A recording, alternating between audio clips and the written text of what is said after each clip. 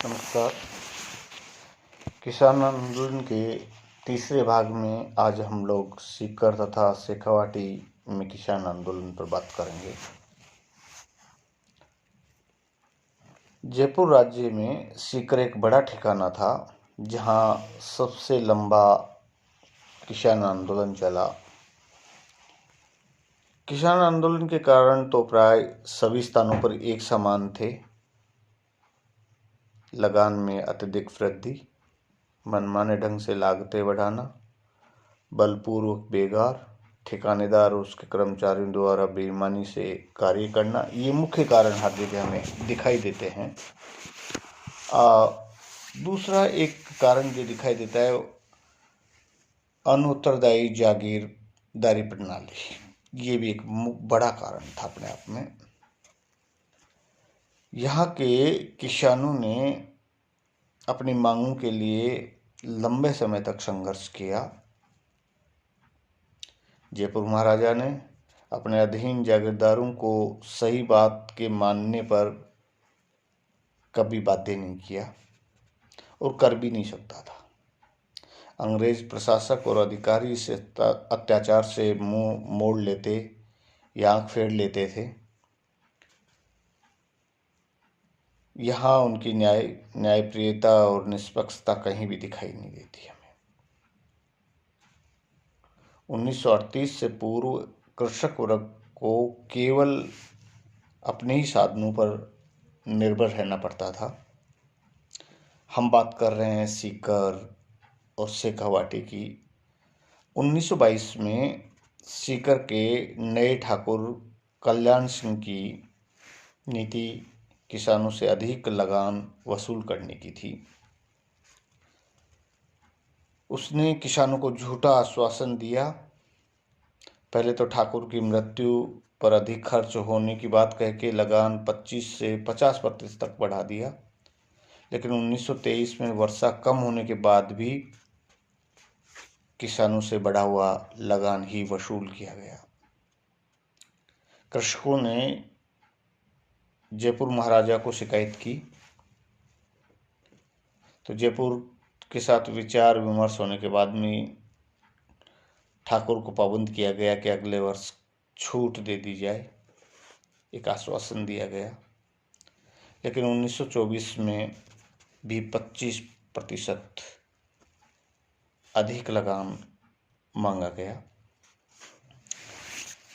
जयपुर के मुख्यमंत्री को भी शिकायत की गई। राजस्थान सेवा संघ के सचिव राम नारायण चौधरी ने भी बीच बचाव किया, लेकिन सीकर का ठाकुर कल्याण सिंह लागतें कम करने के लिए तैयार नहीं हुआ। ठिकानेदार ने किसानों के साथ साथ में महिलाओं को भी परेशान करना प्रारंभ किया।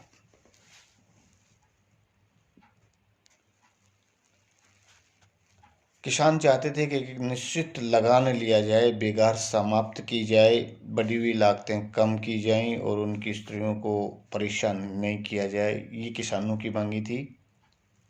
जयपुर के महकमा खास को भी कई बार चिट्ठियां लिखी गई, लेकिन ठाकुर पर कोई प्रभाव नहीं पड़ा। भारत की केंद्रीय असेंबली में और इंग्लैंड में कॉमन सभा में भी सीकर से संबंधित प्रश्न पूछे जाने लगे तो एक जांच आयोग बैठा दिया गया और इस आयोग ने लगान की मात्रा उत्पादन पर निर्भर कर दी। सीकर के ठाकुर ने चतुराई से स्थायी बंदोबस्त की बात की कि स्थायी बंदोबस्त कर देते हैं, किसान चुप हो जाएंगे। तो उसने बड़ी चालाकी की। पहले तो भूमि का सर्वे करवाया और सर्वे के दौरान जरीब को छोटा करवा दिया ताकि बीघाओं में संख्या बढ़ जाएगी और स्थायी लगान निश्चित कर देंगे, ठिकाने को लाभ होता रहेगा। 1925 से 28 के मध्य भूमि सर्वेक्षण चलता रहा, लेकिन 1928 में पोल खुल गई कि जरीब में बदमाशी की गई है। किसानों ने जयपुर महाराजा को और अंग्रेज रेजिडेंट को शिकायत की, लेकिन ठिकाने ने 1929 में लागतें पुनः बढ़ा दी। एक तरफ कृषि उत्पादनों का विश्व में मूल्य गिर रहा था, दूसरी तरफ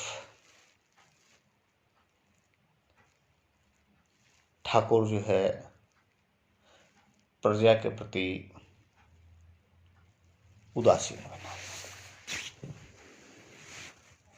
अब किसानों के पास में केवल संगठित होकर कुछ करने के अलावा कुछ नहीं बचा।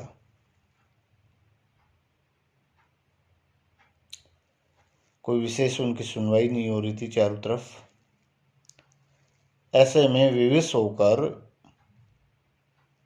किसानों को सामाजिक एकता का सहारा लेना पड़ा। बाहर से भी सहायता की आस लगाई गई और 1931 में राजस्थान जाट क्षेत्रीय सभा की स्थापना की गई और अखिल भारतीय जाट महासभा से सहायता लेने का प्रयास किया गया और इस कार्य में भरतपुर के जाट देश राज ने महत्वपूर्ण योगदान दिया। सितंबर 1933 में पलथाना में एक जाट सम्मेलन किया गया। जनवरी 1934 में सीकर में जाट प्रजापति महायज्ञ किया गया, जिसमें जयपुर से बाहर के जाट नेताओं ने भाग लिया। जाट किसानों पर अत्याचारों को अब राजपूत ठाकुरों द्वारा जाटों पर सामाजिक अत्याचार की संज्ञा दी गई। राव राजा को विल्स कमेटी के हाथों भारी अपमान सहना पड़ा।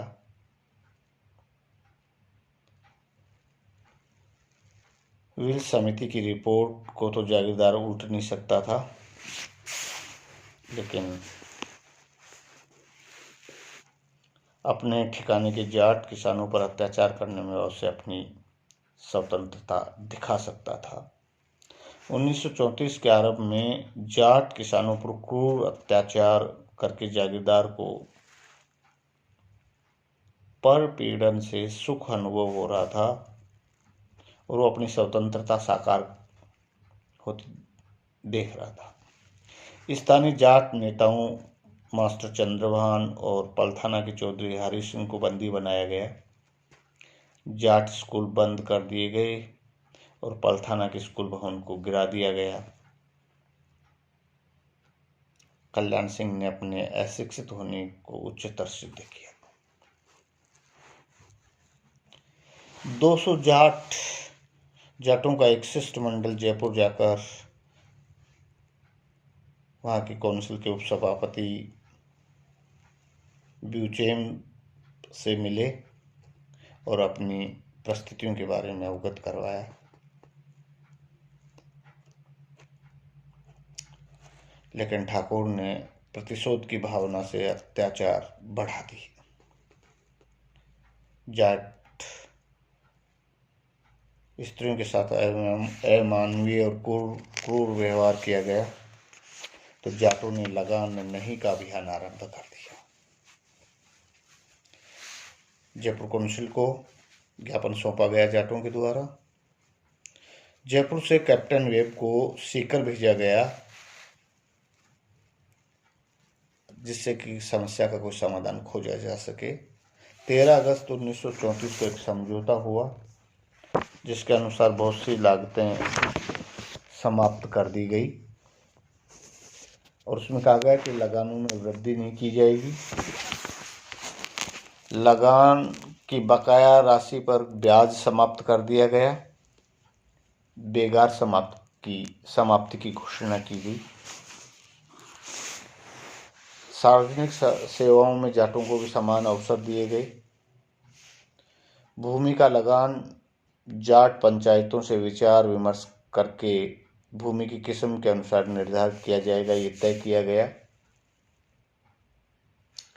यद्यपि ये समझौता जाट किसानों के लिए एक बड़ी सफलता था, लेकिन वास्तविकता तब खुली जब ठाकुर ने इसे लागू करने से मना कर दिया।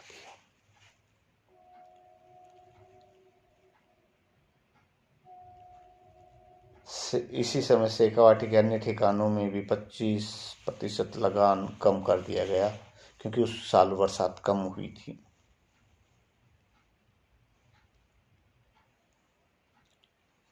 सीकर के जाटों ने विवश होकर पुनः संघर्ष प्रारंभ किया। 1934 में एक अध्यादेश पास किया गया सीकर के द्वारा कि जो भी विरोध करे उसको कारावास का दंड दिया जाए, और यहाँ के किसानों पर क्रूरतम अत्याचार किए जाने लगे। जाट नेताओं को बंदी बनाया गया, महिलाओं पर अत्याचार किए गए। इतना सब करके भी जागीरदार लगान एकत्रित नहीं कर पाया। जाटों ने भी प्रतिरोधात्मक एकता स्थापित की, सामाजिक पंचायतों को पुनर्जीवित किया और सभी जाट कृषकों को कृषि से जुटे रहने की सौगंध दिलाई।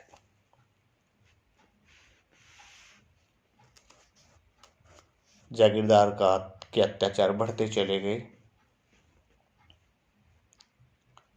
अंततः ठिकाने के जाटों के प्रतिनिधियों से ठाकुर को समझौता करना पड़ा। पंजाब के सर छोटूराम चौधरी और भरतपुर के रतन सिंह के साथ ठिकानेदार ने समझौता किया, जिसे 15 मार्च 1935 को प्रकाशित किया गया। लगान को 3 महीने में चुकाने के लिए 25 से 30% तक की छूट दी गई और जाटों को विभिन्न सामाजिक सुविधाएं भी प्रदान की गई। लेकिन राजपूतों ने इतनी सरलता से स्थिति का समझौता नहीं किया। जागीरदार के छोटे भाइयों ने अपने अपने क्षेत्रों में इस समझौतों को लागू करने से मना कर दिया, भले चाहे जागीरदार ने हस्ताक्षर कर दिए हों। जैसे ही समझौते का उल्लंघन हुआ, जाट प्रतिनिधियों ने पुनः जयपुर दरबार में काउंसिल में शिकायत की। जाटों के जयपुर दरबार में सूचना देने से सीकर जागीरदार अपने किए हुए समझौते से भी मुकर गया और किसानों पर नृशंस अत्याचार पुनः प्रारंभ कर दिए। अप्रैल 1935 में कोदन में किसानों के ऊपर गोलियां चलाई गई। 12 किसान मारे गए, उसमें बड़ी संख्या में लोग घायल हुए। अब जाट पंचायत का सीकर जागीरदार पर से विश्वास उठ गया।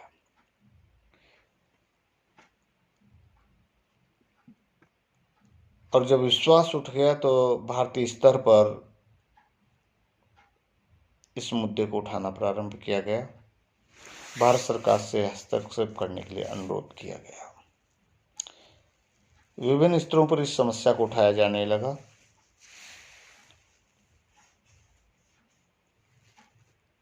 अत्याचारों की चारों तरफ निंदा होने लगी। जून 1935 में हाउस ऑफ कॉमन्स में भी समस्या पर लंदन में प्रश्न पूछे गए।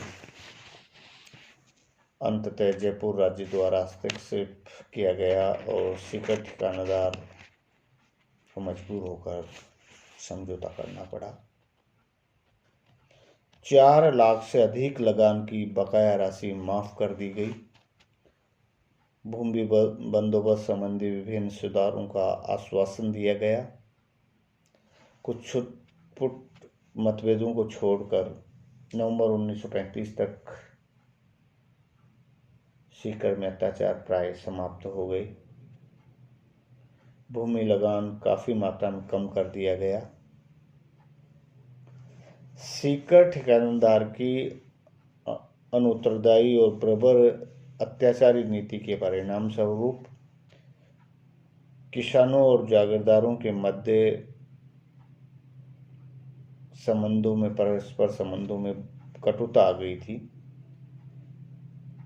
एक आर्थिक समस्या को जागीरदार की जिद और बदले की भावना ने न केवल जटिल बनाया बल्कि इसे सामाजिक व्यवस्था के लिए उत्तरदायी बनाया। 1938 में जब जयपुर दरबार और सीकर ठिकानेदार के मध्य मतभेद उभर कर सामने आने लगे तो जागीरदार को महसूस हुआ कि किसान प्रजा के समर्थन के अभाव में वो जयपुर दरबार में कमजोर पड़ेगा और वो अकेला दरबार से संघर्ष नहीं कर सकता। तो उसने किसानों से बातचीत करना प्रारंभ किया। किसानों ने कुछ शर्तों पर जागीरदार का समर्थन करने की बात स्वीकार की। जयपुर दरबार ने भी कुछ प्रतिबंध जो जाटों पर लगाए हुए थे उनको समाप्त कर दिया और भूमि बंदोबस्त 1 वर्ष के भीतर करवाने की बात कही। धीरे धीरे ये आंदोलन समाप्ति की ओर चला गया।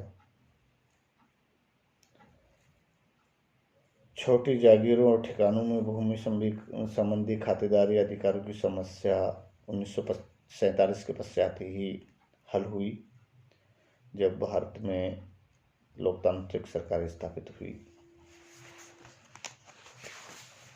इस प्रकार हम देखते हैं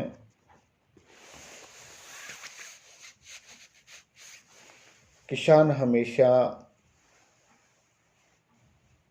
कठिनाइयों में रहा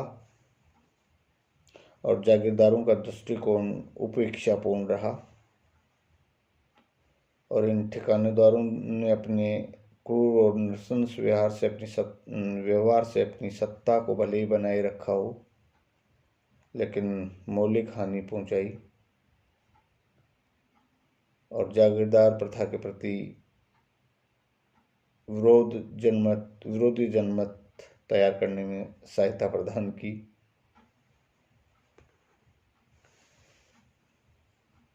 और शेखावाटी सीकर में जो सामाजिक एकता जो स्थापित हुई उसके लिए जागीरदार ही कहीं न कहीं जिम्मेदार थे।